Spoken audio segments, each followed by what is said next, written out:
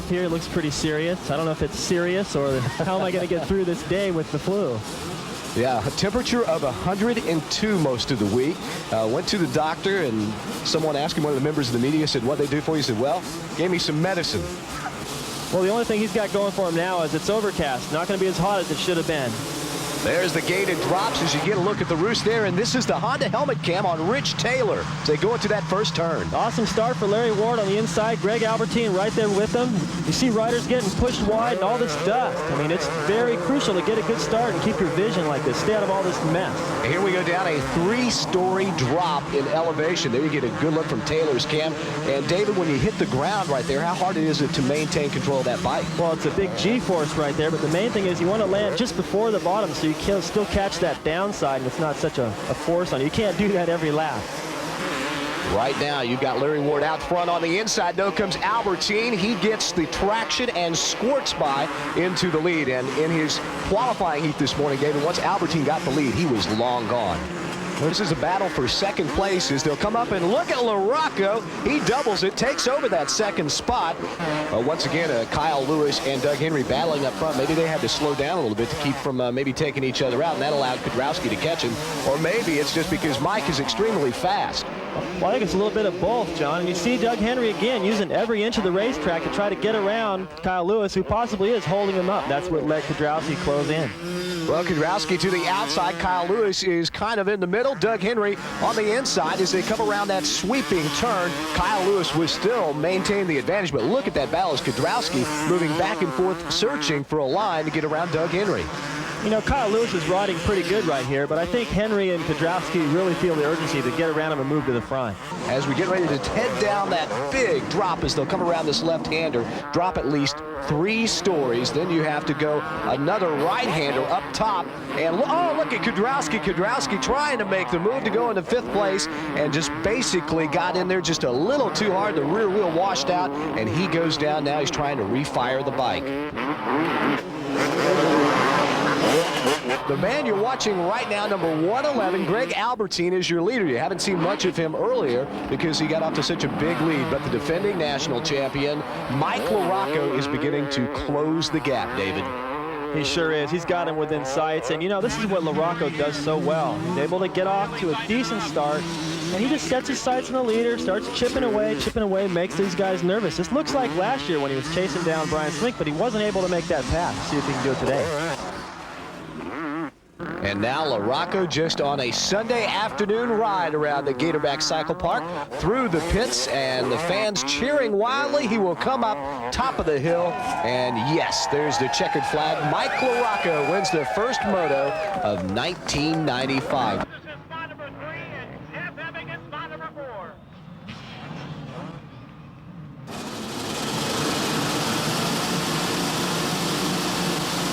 There you see LaRocco, who won the first moto, is off quickly.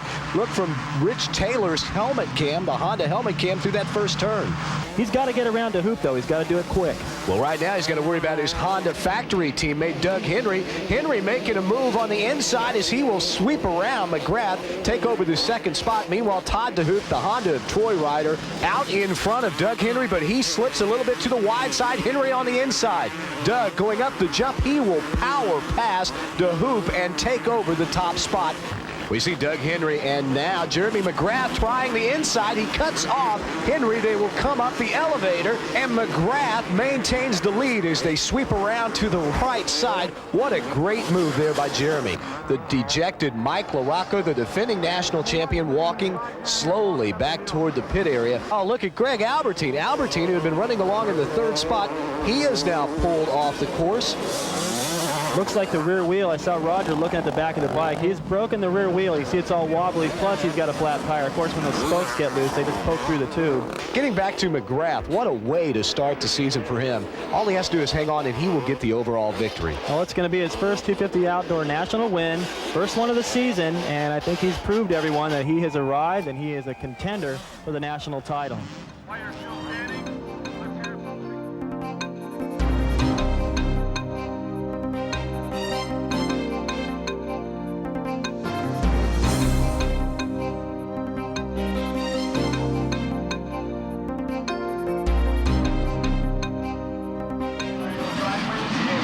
getting set for the start. 40 riders have gotten into position on the line, and this has to be a very tense moment for them, David. It's important to get the start here at HANGTOWN. They have a lot of tight sections right after the start, and the field really separates. So if you don't get the whole shot, buried in the pack.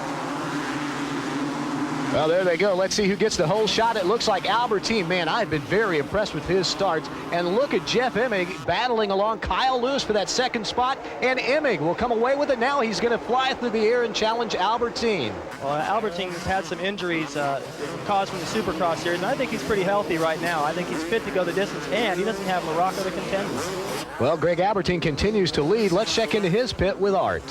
Ian, the whole shot, and then he looked tremendously smooth in holding the lead. Yeah, that's the secret, you know, to get away in the beginning, and he is looking smooth. I just hope we don't have any problems, and he just keeps riding like that, using his head, and then he'll be fine, you know. Well, he's got some great competition right behind him. Emig is on the move, too. Yeah, and McGrath, they're both there, and Kiedrowski's in fourth, catching fourth, so it's not over yet. It's still a long way. You worry more about Kiedrowski than Emig? I'd say, yeah. Look at Jeff Emig. He has closed the gap on Albertine. In fact, Emig gets a run off the jump downhill and takes over the lead. What a move by Emig. Well, that was an aggressive move. He came from way behind him and made up all that time. I think it was a better line choice. Emig moved over to the outside where the ruts are a little shallower and was able to be a lot more aggressive through there.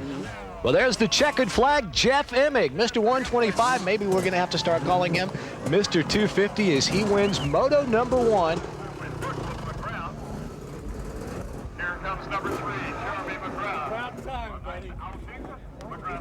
There you get a nice look down the line of the 40 riders. The sign goes over, just about set for the gates to drop. The RPMs are up, revving the engines, they're ready to go.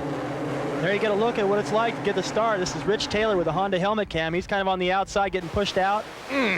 Look at all the dirt flying, the dust. You see Greg Albertine and Jeff Emig right there side by side. They didn't get off to quite as good a start as they did in the first moto. Kiedrowski really putting the heat on as they come down the hill. Kiedrowski looking for that inside line. McGrath, you see, got out of the rut on the outside, and that was the opening that Kiedrowski needed. Your leader is Mike Kiedrowski. We look back a little further back in the pack. There's a good look at Kyle Lewis. He is in the 4th position. John Dowd is 5th, and I believe that's Greg Albertine, who is now challenging Dowd for that 5th spot. Goes around the outside. Little mistake by Dowd in the corner. It was all Albertine needed to move by, and now he sets his sights on Lewis. And you know, I think Albertine feels a real urgency to get to the front as quick as he can because they're starting to get away. Albertine trying to shorten that turn right there as he tries to cut it off on the inside. He picks up a little ground as he once again battles with Lewis. Lewis, as they come up on this set of jumps right here, is still maintaining the advantage, and it looked like Albertine landed a little bit wrong there, David, but he squirts around. Doesn't really matter. You know, Albertine, he's got sort of an unorthodox style about him. He jumps with the front end a little high at times, and he does things a lot different than they do here in the U.S., and he just relies a lot more on strength than finesse, and that just took a lot of strength to make that pass. Look at how much distance already that Albertine has put on these two riders, so it's obvious he's running a fast pace. Running a very fast pace. I believe I could see Doug go around the corner. It looks like maybe about, oh, look at that, man. Albertine making a charge. He has caught McGrath, who is faded from 2nd to 3rd as they do some battling, come up over the jump, and it looks like Albertine has that spot. Well, there's about, what, 5 riders all battling, and there you see Albertine coming up. He gets around Doug Henry. That should move him in the 2nd spot as they come around some of the other riders out here on the course. But Albertine is riding with a vengeance right now, but I'm not quite sure that he could catch Kiedrowski, although he has gotten around Doug Henry and moved into the 2nd spot. Well, we were on the last lap, of course, and things are really heating it up for this battle for 2nd place. About 5 riders, and look at Jeff Emig as he gets alongside Albertine. Emig is going to take over that 4th spot in Albertine. Oh, man, what a terrible move there as he got over 2 ruts and loses 2 positions. That bumps Emig up into 4th position in a tie with Mike Kiedrowski right here for the win. Now, Kiedrowski just has to hope everything falls his way, and right now, if Emig can pass one more rider, he'll pick up the overall win.